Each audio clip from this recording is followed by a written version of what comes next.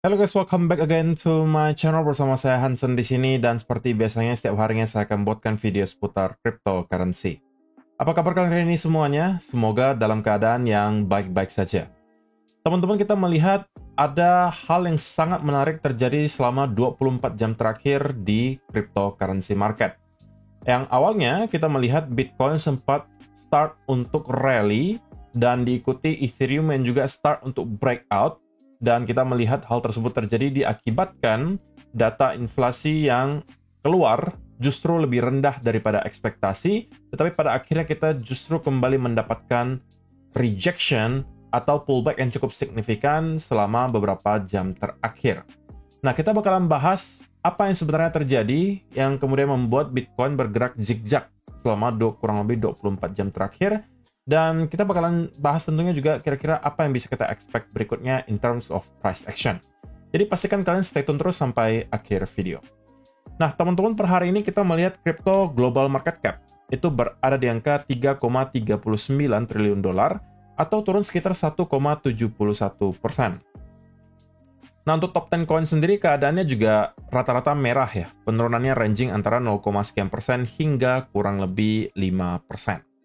So, itu adalah outlook sementara dari beberapa top coin yang ada. Sekarang kita langsung aja masuk ke beberapa data dan berita terbaru hari ini.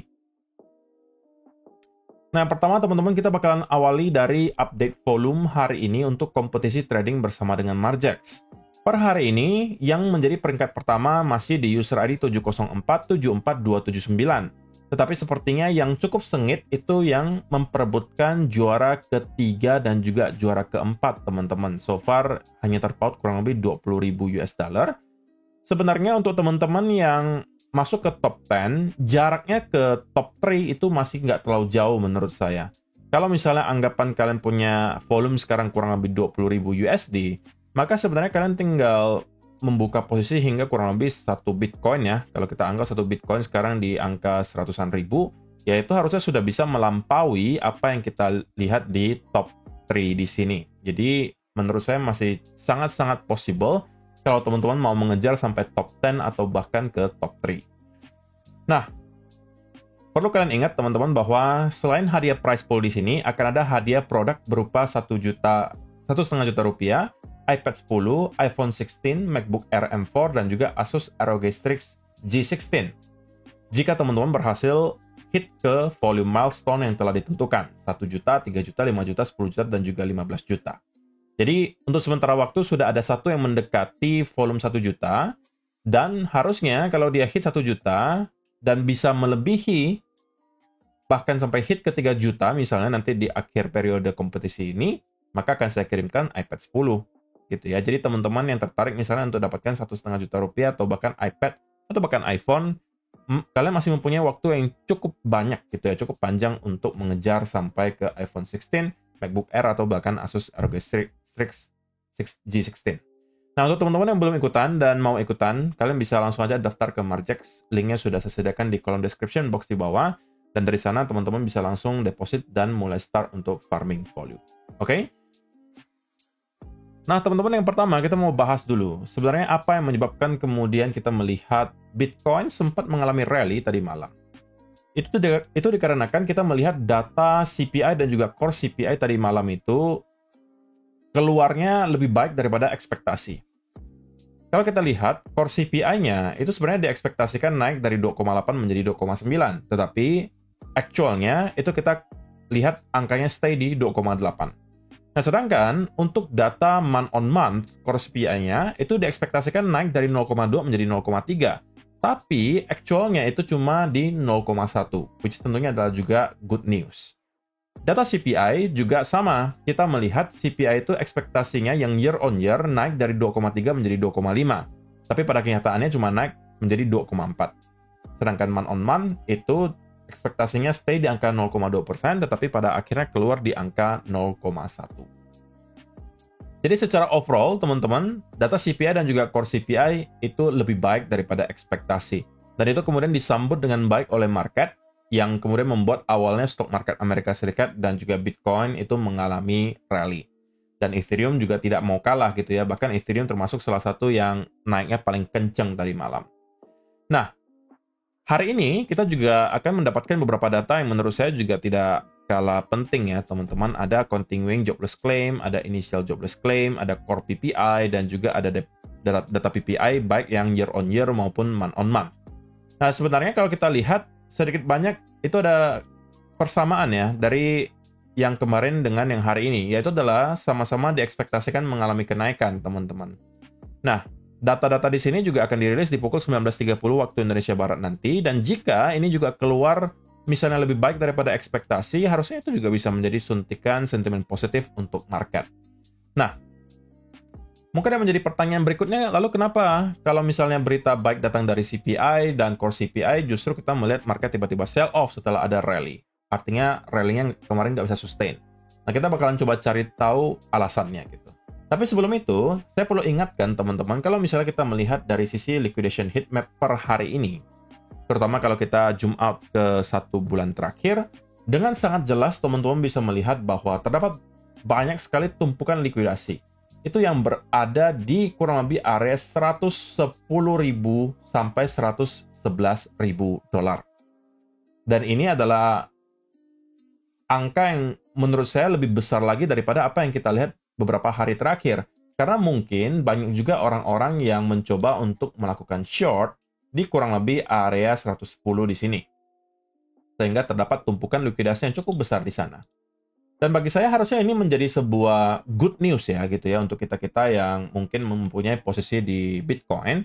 Karena berarti sekarang kita mendapatkan ada satu tumpukan likuidasi yang ada di atas harga Bitcoin yang jaraknya tidak terlalu jauh dan berpotensi untuk menjadi target berikutnya bagi market maker. Meskipun gitu ya, meskipun untuk sementara waktu kita mendapatkan Bitcoin yang sedang pullback terlebih dahulu. Itu pun sebenarnya bukan sesuatu yang terlalu surprising. Kita sudah bahas ini dari video mungkin 2 hari yang lalu gitu ya. Saya sampaikan kita akan melihat Bitcoin kemungkinan mendapatkan some type of pullback terlebih dahulu, akan ada konsolidasi atau pullback ringan, sebelum pada akhirnya kita bisa start untuk kembali melanjutkan rally. Jadi itulah yang kita lihat selama 2 hari terakhir gitu, jadi harusnya tidak lagi mengejutkan teman-teman semua. Dan kalau kita zoom in ke time frame yang lebih kecil, mungkin 3 hari terakhir, kemudian 1 minggu terakhir gitu ya, kita mungkin bisa mencari tahu juga kalau misal kita akan lanjut koreksi, kira-kira area mana nih yang akan provide maximum pain untuk para trader yang long gitu ya. Sebenarnya kalau mau dikatakan area yang paling banyak itu adanya di kurang lebih 107 sampai kurang lebih 106 teman-teman. Itu terdapat tumpukan yang lumayan banget. Sekali lagi saya nggak mengharapkan Bitcoin untuk drop-nya terlalu jauh teman-teman. Apalagi kalau misalnya kita sampai drop di bawah 105.000 dolar. Karena sekali lagi itu memperbesar probabilitas bahwa apa yang kita lihat selama beberapa minggu terakhir itu hanya sekedar pembentukan lower high yang baru dan kemudian kita akan mendapatkan lower low yang bakal kita bahas nanti dari segi price action tentunya. Nah, sebelum kita masuk ke alasan kenapa Bitcoin bisa tiba-tiba drop, kita juga perlu tahu bahwa sampai dengan hari ini juga kita masih melihat ada demand yang cukup signifikan datang melalui spot Bitcoin ETF, dan data terakhir menunjukkan bahwa BlackRock kembali melakukan pembelian sebesar 1.204 Bitcoin. Jadi kita lagi-lagi mendapatkan ada konsistensi dari segi inflow selama beberapa hari terakhir, which is yang kita harapkan bisa terus dipertahankan, karena kalau misalnya kita lagi-lagi mendapatkan adanya outflow, apalagi kalau misalnya berhari-hari outflow-nya, yaitu juga bisa mendukung tesis bahwa kita mungkin bisa melihat Bitcoin untuk struggling dan lanjut sell off. Jadi yang kita perlu sekarang adalah beberapa hal. Yang pertama, itu adalah ada konsistensi dari segi inflow melalui spot Bitcoin ETF, data makroekonomi yang mungkin menunjukkan berita-berita baik, seperti misalnya data inflasi yang menunjukkan penurunan yang konsisten, kemudian juga labor market yang tidak melemah terlalu signifikan, dan juga yang lebih baik lagi kalau misalnya ada rumor The Fed bakalan segera melakukan pemotongan suku bunga. Nah, alasannya teman-teman, kenapa kita kemudian melihat Bitcoin yang awalnya rally, stock market awalnya rally, tiba-tiba sell off gitu ya, itu dikarenakan eskalasi dari sektor geopolitik. Ini juga udah saya sampaikan tadi di grup Telegram. Kalau teman-teman yang belum join grup Telegram dan berminat untuk join, linknya juga sudah saya sediakan di kolom description. Kalian bisa cek saja di sana dan kita bisa diskusi apapun di sana. Dan juga kadang-kadang saya akan memberikan outlook untuk market dan setup yang mungkin saya temukan. Nah, intinya teman-teman, kita kembali mendapatkan FUD dari segi sektor geopolitik, di mana ada eskalasi lagi dari US dan juga Iran. Tensinya semakin meninggi lagi, dan itu menyebabkan oil price atau harga minyak dunia itu naik kurang lebih 4%. Nah, dampaknya kemana? Kalau misalnya harga minyak itu naik, apalagi kenaikannya itu konsisten terjadi secara terus-menerus, maka yang terjadi ya nanti bakalan ada domino effect lagi. Kalau misalnya harga minyak naik, otomatis perusahaan-perusahaan yang misalnya yang paling terdampak di logistik gitu, yang misalnya memakai truk gitu kan harus isi minyak. Harga minyaknya naik, biaya jasa untuk logistiknya tentunya naik. Kalau biaya jasa logistiknya naik, berarti barang-barang bahan baku harganya juga semakin naik, otomatis harga barang juga ikutan naik semuanya. Jadi ujung-ujungnya nanti ke inflasi lagi teman-teman. Makanya itu menjadi salah satu concern baru lagi, bahwa kalau misalnya nanti eskalasinya terus berlanjut, harga minyak terus naik, ya bisa jadi inflasi di dunia bakalan kembali mengalami peningkatan, yang ujung-ujungnya tentunya akan berdampak juga kepada perusahaan-perusahaan di seluruh dunia yang membuat perekonomiannya semakin hancur. Jadi itu kalau dijabarkan secara detail mungkin bakalan lama banget, tapi intinya kita mendapatkan FUD baru, yaitu adalah eskalasi dari US dan juga Iran. Yang kemudian menyebabkan kita melihat market itu mengalami sell-off gitu ya, tidak hanya di Bitcoin, tapi kalau kalian lihat di futures-nya S&P 500, kita juga mengalami koreksi yang lumayan dalam. Nah, tetapi kalau misalnya kita bahas dari segi price action sendiri, teman-teman, ya sebenarnya koreksi yang kita lihat terjadi selama beberapa hari terakhir itu juga sudah kita expect terjadi dari 2 hari yang lalu gitu ya. Jadi ini bukan sesuatu yang baru. Saya sampaikan juga di video kemarin bahwa saya masih melihat ada kemungkinan Bitcoin masih akan perlu waktu gitu ya untuk mendapatkan konsolidasi lanjutan, dan kita sepertinya sedang mencoba untuk membentuk sebuah pattern. Itu yang saya sampaikan di video kemarin. Dan area kemarin yang kita sampaikan wajib dipertahankan oleh Bitcoin itu di kurang lebih 109.500. Kalau tidak mampu dipertahankan, maka kita akan drop ke kurang lebih 109. Dan kalau itu jebol, ya kita harus expect kita kemungkinan bakal membuat wave kedua nih dari koreksi Bitcoin di sini. Yang sudah persis kita lihat terjadi hari ini, teman-teman.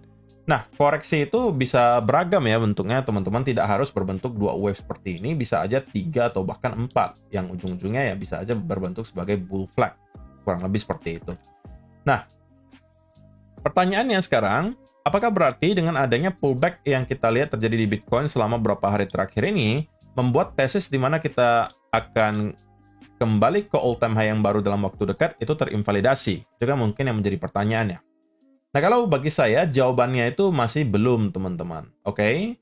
Pullback yang terjadi setelah adanya rally sekencang ini, menurut saya itu sangat wajar untuk terjadi. Bahkan, kalau kita kembali ngeretes sekalipun ke kurang lebih area 106.000, itu bukan sesuatu yang menurut saya terlalu aneh untuk terjadi ke Bitcoin.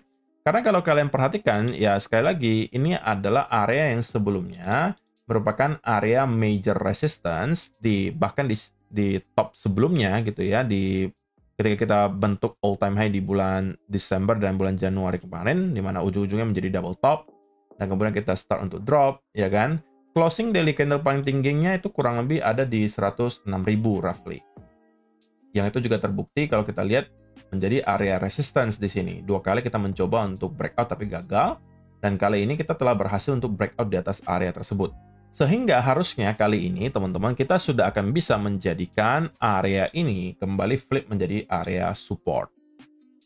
Oke, jadi kalau misalnya ditanya area mana yang berpotensi paling besar untuk mendapatkan bidding lagi gitu ya, demand yang kenceng itu datangnya nanti dari area mana lagi, maka area yang paling ideal itu adalah 106.500 sampai 106.000 teman-teman.